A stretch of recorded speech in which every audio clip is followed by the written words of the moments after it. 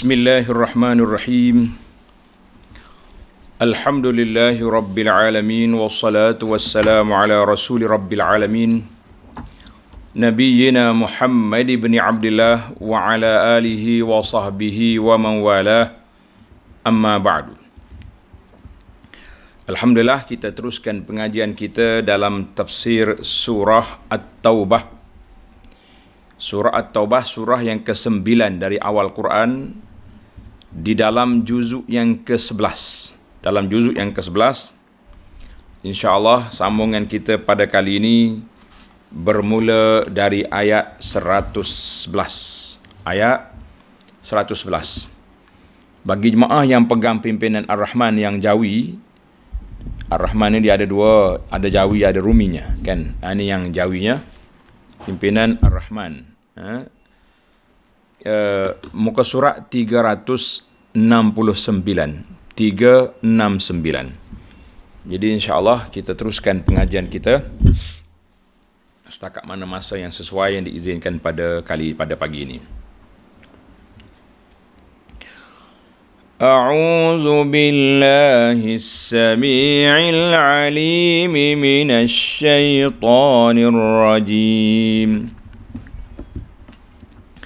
إن الله اشترى من المؤمنين أنفسهم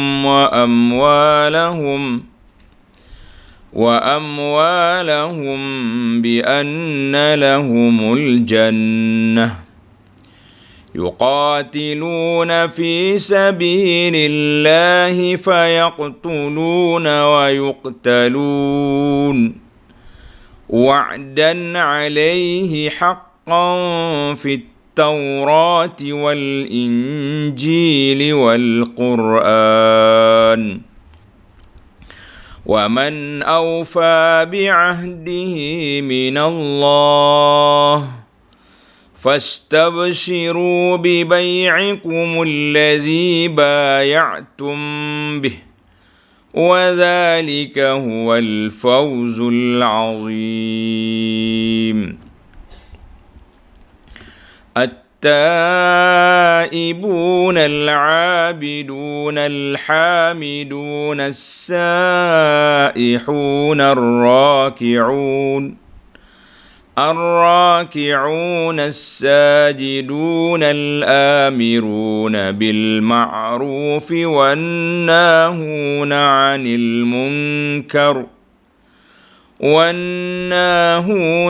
المنكر والحافظون لحدود الله وبشر المؤمنين. Alhamdulillah.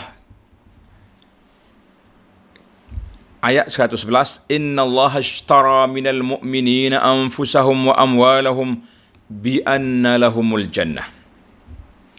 Sesungguhnya Allah telah membeli dari orang-orang mukmin yang beriman akan jiwa mereka dan harta benda mereka dengan balasan.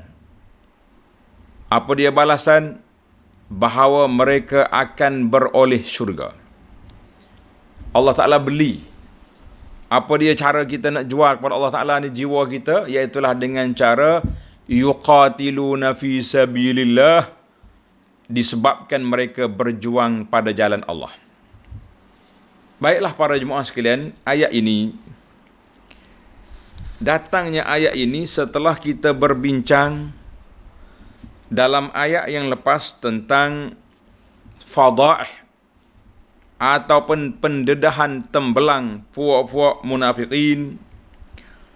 Dahlah tak mau pergi perang Tabuk, mereka juga telah buat satu sindiket berselindung di sebalik nama Islam. Iaitu mereka telah membina sebuah masjid yang Allah namakan Masjidan Dirara, seperti dalam ayat 107 dalam siri yang lepas. وَالَّذِينَ اتَّخَذُوا مَسْجِدًا ضِرَارًا وَكُفْرًا وَتَفْرِيقًا بَيْنَ الْمُؤْمِنِينَ وَإِرْصَادًا لِمَنْ حَارَبَ اللَّهَ وَرَسُولَهُ مِنْ قَبْلُ. Makna geng-geng di mana ketua besar pembinaan Masjid Dirar ini dipelopori oleh seorang bapa, nama dia Abu Amir Al-Fasik. Dia gelar diri dia Abu Amir Ar-Rahib, tapi telah ditukar nama dia dengan Abu Amir Al-Fasik sebab dia ni jahat sangat, dengki dia kepada Islam. Maka dia kata, mari kita buat sebuah masjid Dirar. Masjid ini memberi impak yang sangat berbahaya kepada Islam. Masjid dibina di atas kekufuran. Masjid dibina untuk memecah belahkan kesatuan umat Islam, dan juga untuk menjadi pengkalan markas kepada golongan yang menentang Islam. Mana ada 4 perkara asas pembinaan masjid ini yang dibina oleh Abu Amir Al-Fasik, ketua besar dia. Kemudian para ulama tafsir dan juga ulama sirah mengatakan mereka yang membina masjid ini ada 12 orang. 12 orang geng-geng yang membina itu adalah di antara nama-namanya seperti Muta'ib bin Qushair, Abu Habibah dan lain-lain nama bapak-bapak munafikin yang tidak ada faedahnya kita sebut nama-nama mereka ini, kan, yang tidak memberi ketenangan kepada jiwa kita dengan menyebut nama. Kemudian Allah SWT sebut juga, iaitulah tentang pembinaan Masjid Quba. Jadi alhamdulillah kelebihan Masjid Quba telah kita bincangkan dalam siri yang lepas. Cuma ana sebut, saya tulis sebuah kitab, nama dia Madinah Munawwarah. Ni kitab Madinah Munawwarah, Kelebihan dan Sejarah, di mana dalam buku ini ana telah menceritakan tentang apa-apa sejarah yang ada di Madinah itu secara ringkas-ringkas, dan juga mengenali ma'alim, bahasa Arab kata ma'alimul Madinah, mengenali tempat-tempat bersejarah di Madinah, khususnya untuk para pengunjung, penziarah Masjid Nabawi Syarif, dan untuk mengenali Madinah. Di antaranya cerita Masjid Quba yang telah kita bincangkan di sini. Namun begitu para jemaah sekalian, kata orang tak lengkap kalau pergi Madinah saja, kenal Madinah, tak kenal kembar dia. Apa dia kembar dia? Iaitu Makkah Al-Mukarramah. Jadi saya juga telah tulis sebuah kitab, nama dia Makkah Al-Mukarramah. Jadi para jemaah sekalian, alhamdulillah 2 kitab ini menjadi bekalan untuk kita pergi ke 2 tanah haram yang bersejarah, yang mempunyai kedudukan dan kelebihan yang besar. Kadang-kadang jemaah ni tanya, mana nak dapat buku ni musim-musim PKP macam ni kan. Jadi tuan-tuan boleh pergi ke kita punya web, tulis www.dartaibah dartaibah.com, dartaibah.com. insya-Allah di sana ada sahabat-sahabat kita akan membantu untuk mendapatkan kitab-kitab ini. Baiklah para jemaah sekalian, kita masuk kepada perbincangan kita yang ayat yang kita baca pada kali ini, sebagaimana dalam tafsir Al-Muharrar dan juga tafsir Al-Munir yang ditulis oleh Syekh Wahbah rahimahullahu ta'ala. Tengok ayat yang pertama, Inna Allah ashtara minal mu'minina anfusahum wa amwalahum bi anna lahumul jannah. Allah SWT membeli. Dalam bahasa ni dia kata, siapa dia nak jual apa? Jual tubuh dia, jual nyawa dia, jual harta benda dia, jual peluh keringat dia kepada Allah Azza wa Jalla, maka balasannya bukannya balasan yang orang panggil biasa-biasa, bi anna lahumul jannah, balasannya syurga. Allahu Akbar. Bila Allah janji dengan syurga, maka ketika itu ramai para sahabat yang berjuang, ramai para sahabat dalam medan peperangan, dia kata mereka sedang pegang kurma, buah tamar di tangan dia.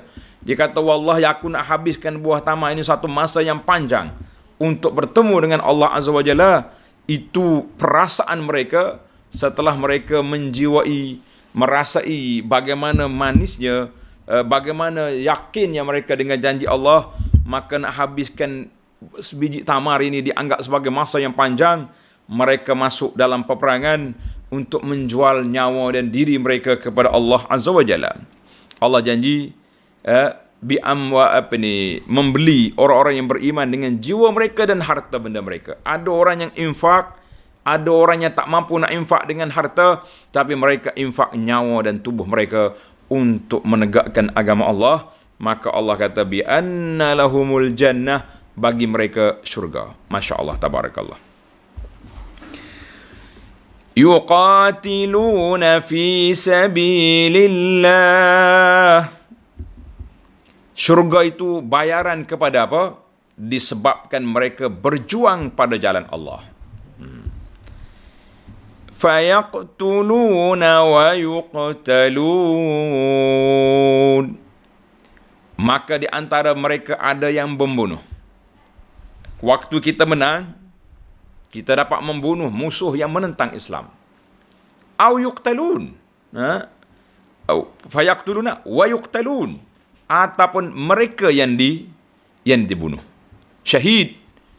Maka orang yang, para jemaah sekalian, untuk maklumat kita, bila orang mati syahid dalam peperangan, kita tak kata mati saja, kita kata mati syahid, ataupun kita panggil syahid, bahasa jamak dia syuhadaun 'inda rabbihim yurzaqun. Allah sebut bal ahya'un, bahkan mereka itu hidup di sisi Allah, di sisi Tuhan mereka mendapat rezeki.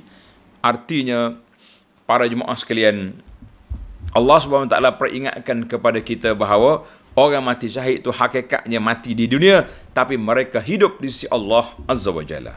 Ini sangat besar. Maka orang yang punya keyakinan, sama ada mereka menang, dapat membunuh dan menangkap, menawan orang-orang yang kafir, ataupun mereka yang terbunuh dengan dibunuh oleh orang kafir, maka mereka yakin wa'dan 'alaihi haqqan. Allah Subhanahu Wa Taala beritahu balasan syurga yang demikian ialah sebagai janji yang benar yang ditetapkan oleh Allah fit Taurati, dalam kitab Taurat. Sudah ada dalam kitab Taurat yang diturunkan kepada Nabi Musa alaihissalam janji-janji benar ini. Wal Injil, kitab Injil yang diturunkan kepada Sayyidina Isa Al-Masih Ibnu Maryam. Wal Quran, dan juga di dalam Al-Quran. Tiga-tiga kitab ini telah menyebut tentang kelebihan syuhadaun indallah. Wa man awfa bi'ahdihi minallah. Dan siapakah lagi yang lebih menyempurnakan janjinya daripada Allah? Kita kata la ahad, tak ada siapa. Fastabshiru bi bai'ikumul ladzi bay'atum bih. Oleh itu, bergembiralah dengan jualan yang kamu jalankan, jual belinya itu. Kita berjual dengan siapa? Bukan dengan toke biasa, kita jual kepada Allah yang telah menyempurna wa'dan alaihi haqqa, yang Allah Ta'ala benar janji dia. Bergembiralah dengan jual beli kita. وَذَلِكَ هُوَ الْفَوْزُ الْعَظِيمُ. Dan ketahuilah bahawa jual beli yang seperti itu ialah kemenangan yang besar. Tengok dalam kita ni ada nota 297. Setelah diterangkan perihal munafik yang derhaka dan enggan turut berperang untuk membela Islam dari pencerobohan musuh, maka dalam ayat ini dan ayat-ayat yang berikutnya Allah Ta'ala memberi sebesar-besar galakan kepada orang-orang yang beriman supaya tampil berjuang pada jalan Allah, kerana Allah Ta'ala telah membeli jiwa dan harta benda mereka dengan balasan syurga. Sama ada mereka berjaya membunuh musuh dan mencapai kemenangan, ataupun mereka gugur syahid untuk membela agama Allah. Ini kitab pimpinan ni ada huraian nota kaki dia menarik, kan, melengkapkan maklumat kita tentang masalah ini. Baik.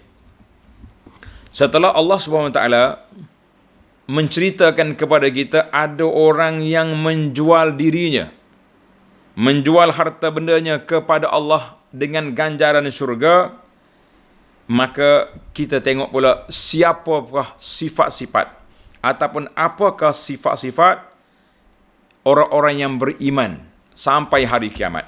Tak kiralah sama ada kita boleh pergi berjihad, tak boleh pergi berjihad dengan bersenjata, kita jihadlah dengan jiwa kita, kita jihadlah dengan harta kita, kita jihad dengan ilmu yang kita ada untuk menegakkan sunnah Nabi sallallahu alaihi wasallam dan menghalang perkara-perkara bid'ah dan khurafat. Walaupun apa yang terjadi, kita lawan insya-Allah. Itulah yang dikatakan jihad. Jangan lemah. Wala tahinu wala tahzanu. Atas dasar kita nak membela agama Allah, nak menjaga kesucian agama ini daripada dirempuh masuk oleh perkara-perkara yang di luar daripadanya, maka kita terpaksa kena berkorban ataupun berjihad menentang kemungkaran. Baik, kita pergi kepada beberapa sifat yang Allah Subhanahu Wa Taala sebut dalam ayat ini. Tanda tuan-tuan, mudah-mudahan kita termasuk di kalangan kumpulan yang cantik, kumpulan yang sangat besar kedudukannya di sisi Allah Azza wa Jalla ini. Yang pertama, at-taibun al-abidun al-hamidun. Tanda yang pertama, at-taibun. Mereka itu, siapa mereka itu? Orang yang berbahagia, orang yang beriman pada Allah Ta'ala, orang yang nak menjualkan dirinya kepada Allah. Siapa dia? Yang pertama sekali, at-taibun. Letak nombor. Yang pertama, at-taibun, iaitulah orang yang bertaubat. Jadi mereka ini telah menjual diri dia kepada Allah Ta'ala dengan meninggalkan maksiat dan kemungkaran, meninggalkan benda bid'ah dan khurafat, meninggalkan perkara yang bercanggah dengan sunnah Nabi sallallahu alaihi wasallam, maka itu dia panggil at-taibun, orang bertaubat. Taubat ni bukan setakat kita zalim, kita pukul orang. Oh, saya dah taubat dah, dulu saya pukul orang. Dulu saya dah taubat, dulu saya mencuri. Taubat juga daripada amalan-amalan yang tidak mengikut sunnah Nabi sallallahu alaihi wasallam kepada amalan yang betul-betul mengikut sunnah apa yang diajar oleh Nabi sallallahu alaihi wasallam. Taubat daripada maksiat kepada taat, maka itu nama dia taubat. Itu yang pertama. Sifat yang kedua, al-abidun. Orang-orang yang beribadat, yang bersungguh-sungguh melakukan ibadat kepada Allah Azza wa Jalla, maka ini sifat yang kedua. Sifat yang ketiga, al-hamidun. Orang yang sentiasa memuji Allah Azza wa Jalla. Lidah dia basah dengan memuji dan memuja Allah. Subhanallah. Kata tuan-tuan, sambil-sambil kita dengar, kita dah baca. Subhanallah, alhamdulillah, wa la ilaha illallah, wallahu akbar. Ini dia panggil al-hamidun. Orang yang sentiasa memuji dan memuja Allah. Lidah dia tidak basah kecuali menyebut nama Allah Azza wa Jalla. Itu dia panggil yang ketiga. Yang keempat, sifat yang keempat, as-saihun. As-saihun, yang mengembara untuk menuntut ilmu dan mengembangkan Islam. Tanda dalam kitab yang saya baca ni, Al-Muharrar, mereka telah tahrir perkataan as-saihun. Kalau kita tengok salah satu daripada makna dia, pengembara. Mengembara, satu. Nombor dua, as-saihun dengan makna as-saimun, iaitulah orang-orang yang berpuasa. Mana taubat, beribadat, memuji Allah dan berpuasa. Yang keempat, berpuasa. Itu satu daripada tafsir mengembara, berpuasa.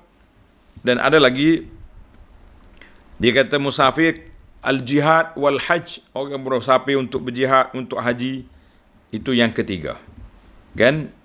Jadi ada yang kata yang keempat, as-saihuna biqulubihim, orang yang mengembara dengan hati dia, sentiasa berfikir. Ini juga termasuk.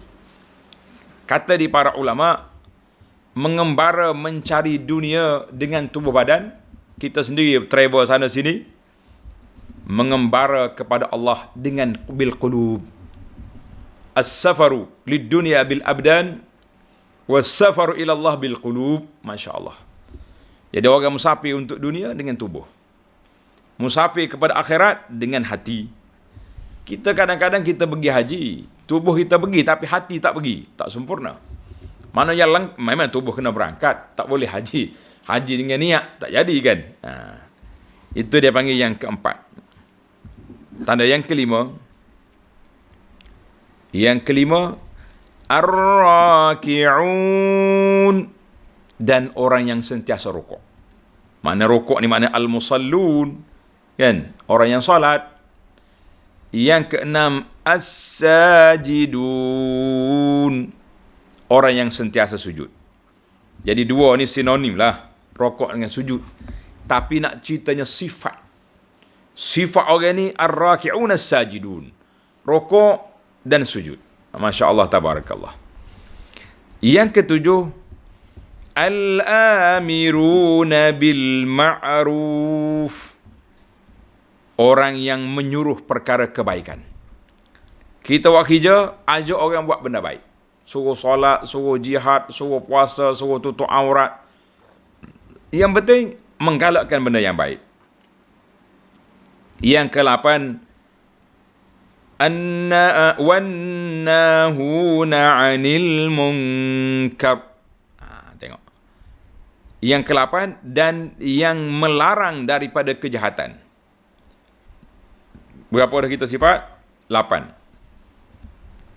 Yang ke-9, wal hafizuna li hududillah, serta yang menjaga batas-batas hukum Allah. Para jemaah sekalian, bila kita sebut bab hudud, kita jangan nampak hudud ni potong tangan, hudud ni sebat, hudud lah. Panjang lagi hudud. Tilka hududullah. Hudud mana garis sempadan Allah Ta'ala buat. Setakat ni halal, kamu jangan langgar. Setakat ni haram, kamu jangan rempuh. Itu maksud hudud. Hudud maknanya batasan, sempadan, sekatan. Allah Ta'ala tidak benar kita pergi lebih daripada itu. Mana kalau kita sudah ada 9 sifat ini, 9 sifat, insya-Allah, wa basyiril mu'minin, dan gembirakanlah orang-orang yang beriman dengan yang bersifat demikian. Jadi insya-Allah para penonton, para pelajar sekalian, 9 sifat ini boleh kita ambil di mana saja kita berada, insya-Allah. Kita ulang sekali lagi.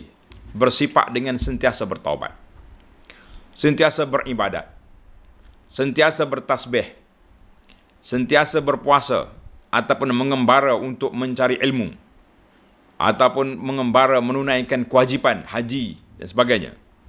Bergembara jihad, seperti dalam sebagian ulama tafsir menafsirkan sa'yun ada 3 ataupun 4 tafsiran.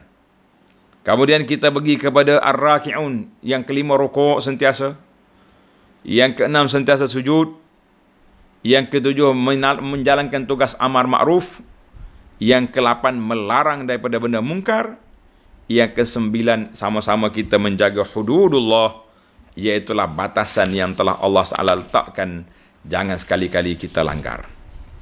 Zaman kita PKP ni ada satu batasan, nama dia SOP, kan? SOP. Semua orang kena patuh kepada SOP. Kalau tak patuh, sama ada kena saman ataupun kena apa lagi. Maka kita mengatakan dalam agama ada hudud, batasannya sendiri yang tak boleh kita langgar ataupun kita rempuh, maka orang itu akan bersalah. Baik, kita pergi kepada ayat yang ke-13. Arahan Allah Azza wa Jalla kepada orang yang beriman, tak boleh lagi minta ampun kepada orang kafir. ما كان للنبي والذين آمنوا أن يستغفروا للمشركين ولو كانوا أولي قربى من بعد ما تبين لهم أنهم أصحاب الجحيم. Jadi ayat ini Allah Ta'ala perintahkan tidaklah dibenarkan bagi Nabi SAW sendiri dan orang-orang yang beriman meminta ampun bagi orang-orang musyrik. Tak boleh minta ampun, sekalipun orang itu kaum kerabatnya sendiri, sesudah nyata bagi mereka bahawa orang-orang musyrik itu adalah ahli neraka, wal'iyazubillah. Jadi bila kita tahu puak kafir tadi neraka, jangan sekali-kali pergi minta ampun.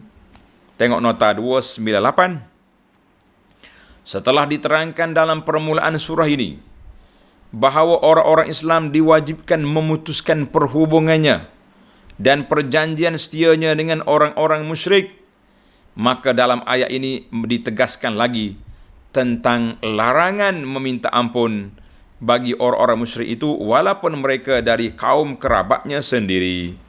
Tengok. Jadi ayat ini Allah Ta'ala larang Nabi kita sallallahu alaihi wasallam sendiri tak boleh minta ampun kepada keluarga dia yang bukan Islam. Yang bukan Islam. Daripada Sa'id al-Musayyib, daripada ayah dia bahawa lamma hadarat Aba Talib al-wafah, ringkas ceritanya ketika Abu Talib nak mati. Abu Talib nak mati, Rasulullah sallallahu alaihi wasallam pergi ke rumah pakcik dia, fawajada indahu Aba Jahlin. Ada dah bapak ni. Abu Jahal, Abdullah bin Umayyah, bin Abi Umayyah dan geng-geng pok-pok Abu Quraisy tunggu Abu Talib, takut terpengaruh dengar kata Nabi sallallahu alaihi wasallam. Nabi kata, ya ammi qul la ilaha illallah kalimatan ashhadu laka biha indallah. Ammi, pak cip, katalah la ilaha illallah. Mu kata ni satu kalimah ni je, aku akan berhujah menjadi saksi di sisi Allah Azza wa Jalla bahawa kamu telah beriman, yang aku akan selamatkan kamu daripada neraka.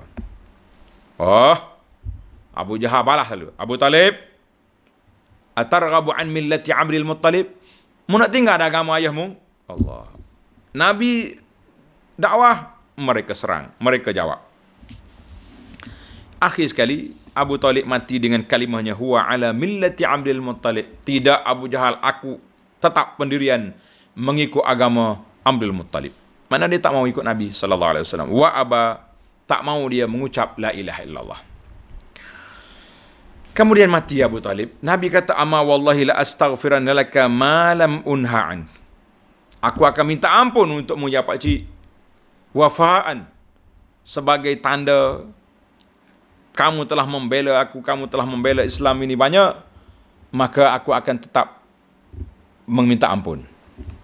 Pada ketika itu fa'anzalallah ma kana lin nabiy wal ladzina amanu an yastaghfiru lil musyrikin walau kanu uri qurba min ba'di ma tabayyana lahum annahum ashabul jahim. Maka Allah Ta'ala larang Nabi kita minta ampun. Itu ayat ini umum. Panjang perbahasan ulama tafsir, bilakah ayat ini? Adakah untuk Abu Talib ataupun am? Sebab Abu Talib ni mati awal, ayat ini kemudian. Surah At-Taubah ni surah yang terakhir kita cerita dalam perang Tabuk. Tengok dalam hadis ni kata, hadis ni dalam Bukhari ni, wa anzalallahu ta'ala fi Abi Talib. Hak ni. Adapun untuk Abu Talib, maka Allah Ta'ala turun ke ayat Quran, innaka la tahdi man ahbabta walakinna Allah yahdi man yasha wa huwa a'lamu bil muhtadin. Tanda Suratul Qasas ayat 56, innaka la tahdi, ya Muhammad sallallahu alaihi wasallam, engkau tak mampu untuk memberi hidayah kepada orang yang kamu sayang. Walakinna Allah yahdi man yasha, tapi Allah yang boleh memberi hidayah kepada siapa yang dikehendakinya. Wa huwa a'lamu bil muhtadin, Allah Ta'ala yang maha mengetahui siapa yang mendapat hidayah. Tanda hadis ini dalam Bukhari. Maka para ulama telah mengambil ayat ini dua kali, tahdi yahdi. Maka disimpulkan bahawa hidayah itu dua kategori. Satu dia panggil hidayatul irsyad wa taujih, hidayah dengan makna membimbing manusia, mengajar manusia, mengajak manusia buat baik. Itu dilakukan oleh Nabi sallallahu alaihi wasallam dan juga kita para pendakwah, kita mampu. Walakinna Allah yahdi, tetapi hidayatut taufiq, hidayah memberi taufik supaya orang terima, orang qabul, orang ambil apa yang kita ajar, itu kuasa Allah Azza wa Jalla. Jadi Nabi hanya boleh beri bimbingan kepada Abu Talib tapi Nabi tidak mampu untuk menjadikan Abu Talib itu menerima hidayah. Kita hari ini pun para pendakwah sekalian, kita hanya mampu untuk memberi bimbingan. Yang menerima dakwah kita ini terpulanglah kepada masing-masing dengan kuasa Allah Azza wa Jalla, dengan pertolongan Allah. Ada orang sekali dengar hadis, dia terus beramal. Ada orang yang sudah berkali-kali, bertahun-tahun duduk dengar hadis, kelebihan sahawal masjid, sampai hari ini pun tak berebut duduk kat depan. Kita nak kata macam mana? Allah Ta'ala yang beri hidayah. Baik, mana dalam ayat ini Allah larang daripada orang Islam, Nabi SAW sendiri dilarang daripada meminta ampun kepada orang yang bukan Islam. Dalam sebuah hadis ini dikeluarkan oleh Imam Muslim. Tuan-tuan tanda hadis ini, saya baca hadis. Imam Muslim mengeluarkan hadis daripada Abi Hurairah radhiyallahu anhu, qala, zara an-nabiy sallallahu alaihi wasallam qabra ummihi. Nabi kita pergi ziarah kubur mak dia. Fabaka wa abka man hawlahu. Nabi kita menangis dan sahabat-sahabat yang ada bersama juga menangis. Faqal, Nabi kita salah bersabda, istazantu rabbi fi an astaghfira laha falam yu'zan li. Aku dah minta izin dengan Allah untuk minta ampun pada ibu aku, Allah Ta'ala tidak izinkan. Wastazantuhu fi an azura qabraha fa udhina li. Aku minta izin untuk ziarah kubur mak aku, maka aku diberi izin. Maka Nabi kata, fazurul qubura fa innaha tuzakkirul maut. Sentiasalah kamu pergi ziarah kubur untuk mengingatkan kamu kepada kematian. Ini dia antara objektif kita ziarah kubur. Selain daripada kita nak bagi salam kepada keluarga kita, penduduk kubur, kita berdoakan untuk mereka dan kita nak ambil pengajaran tentang kematian. Hadis ini dalam Muslim nombor 976. Nombor 976. Baiklah para jemaah sekalian, maka Nabi SAW minta ampun. Nabi kata sehingga aku dilarang. Maka di sini Allah Ta'ala larang, mim ba'di ma tabayyana lahum annahum ashabul jahim. Setelah jelas bahawa mereka mati tidak dalam keadaan beriman, maka tidak lagi kita boleh minta ampun. Ayat yang berikutnya menerangkan cerita ini. Tengok ayat 114.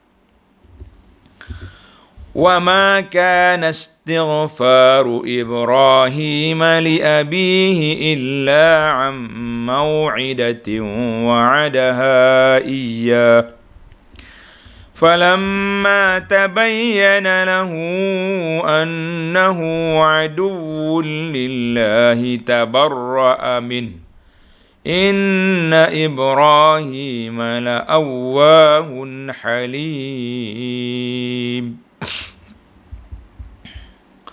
Dan bukanlah istighfar Nabi Ibrahim kepada bapaknya dibuat melainkan kerana adanya janji yang dijanjikan kepadanya. Mana Nabi Ibrahim berjanji dengan ayah dia akan minta ampun. Jadi aku akan minta ampun, Nabi kata. Ibrahim doa, Rabbi ghafirli wali walidayya. Ya Allah, ampunkan dosa aku dan dua ibu bapa. Dalam ayat lain, ketika dia kelahi dengan bapa dia, ayah dia marah. Qala araghibun anta an alihati ya Ibrahim. Mu tak mau ikut aku di? La illam tantahi la arjumannaka wahjurni maliya. Kalau mu tak berhenti Ibrahim dengan dakwahmu ni, aku akan rejam kamu, lontar kamu. Ibrahim kata apa? Qala salamun alaik. Selamat sejahtera bapa. Tengok, Ibrahim tak kelahi. Disiplin dia beradab dengan ayah dia, walaupun kafir, walaupun tokeh berhala bapa dia. Sa'astaghfiru laka Rabbi innahu kana bi hafi. Aku akan minta ampun. Jadi dalam surah Maryam, tanda surah Maryam ayat 46 47 dan ada lagi ayat-ayat lain. Kemudian tengok Allah kata apa? Istighfar Nabi Ibrahim itu kerana janjinya yang dijanjikan kepadanya.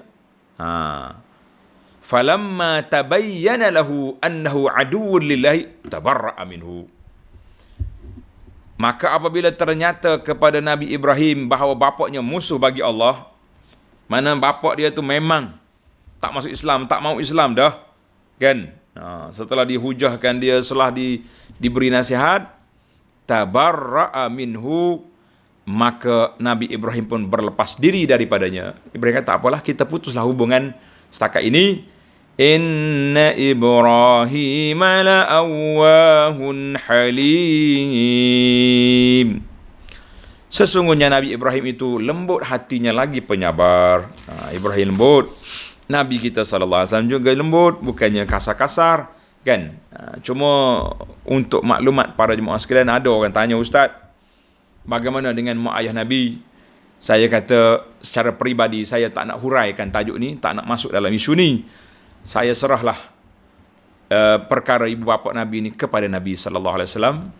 Anak mereka Nabi, Nabi lah yang menguruskannya. Kalau kita duduk bincang di sini, kedudukan mereka bagi anaknya tidak ada faedah besar, tapi bagi para ulama ahli-ahli tafsir mereka bincang. Kena bincang. Tapi untuk masyarakat kita awam ni, kita kata biarlah. Kita jangan duduk sibuk dengan mak ayah Nabi. Kita sibuk dengan ibu bapa kita untuk berbakti kepada mereka waktu hidupnya dan setelah mereka mati. Itu pendirian yang saya sikap. Jadi kita nak bahas dalam qa'atul muhadarah, dalam bilik-bilik kuliah kita bahas dengan pandangan-pandangan alim ulama dalam masalah ini. Tapi untuk masyarakat awam, kita kata sibukkan diri kita untuk menguruskan ibu bapa kita daripada sibuk dengan ibu bapa Nabi yang anaknya Nabi sallallahu alaihi wasallam. Baik. Ayat 115 ini ada kaitannya. Bagaimana dengan orang yang telah minta ampun pada orang kafir? Sebahagian daripadanya sudah mati. Ada yang syahid, ada yang macam-macam sudah meninggal. Bagaimanakah keadaan mereka? Adakah mereka ini berdosa? Adakah mereka telah melakukan maksiat, melakukan kemungkaran, menyalahi peraturan? Maka Allah jawab dalam ayat 115. وَمَا كَانَ اللَّهُ لِيُضِلَّ قَوْمًا بَعْدَ إِذْ هَدَاهُمْ حَتَّى يُبَيِّنَ لَهُم مَّا يَتَّقُونَ إِنَّ اللَّهَ بِكُلِّ شَيْءٍ عَلِيمٌ. Dan Allah tidak sekali-kali menjadikan suatu kaum itu sesat sesudah ia memberi petunjuk kepada mereka.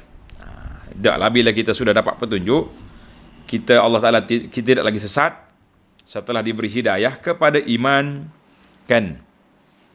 Sebelum ia, Allah menerangkan kepada mereka apa yang mereka wajib memelihara dan melindungi diri daripadanya. Sesungguhnya Allah amat mengetahui akan tiap-tiap sesuatu. Maka dalam ayat ini menceritakan kepada kita bahawa ada orang ni susah hati.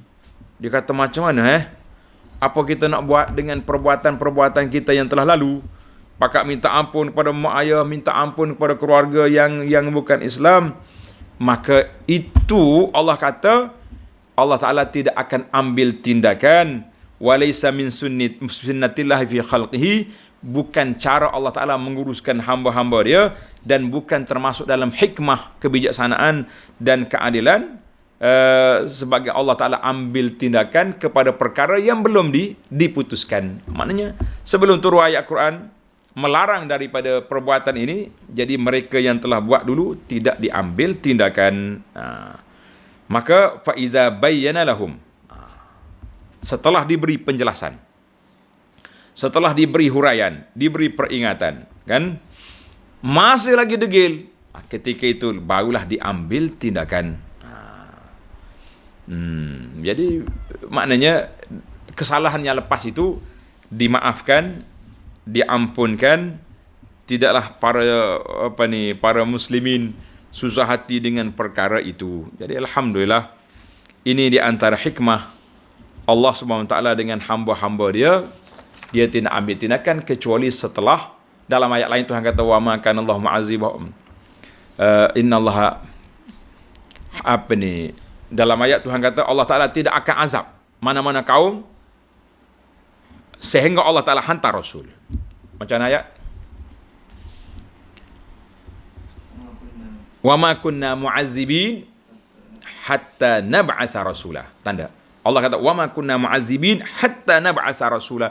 Kami tidak akan azab Mana-mana kaum, saya ikut Rasul mari dulu. Rasul mari, buat, kena.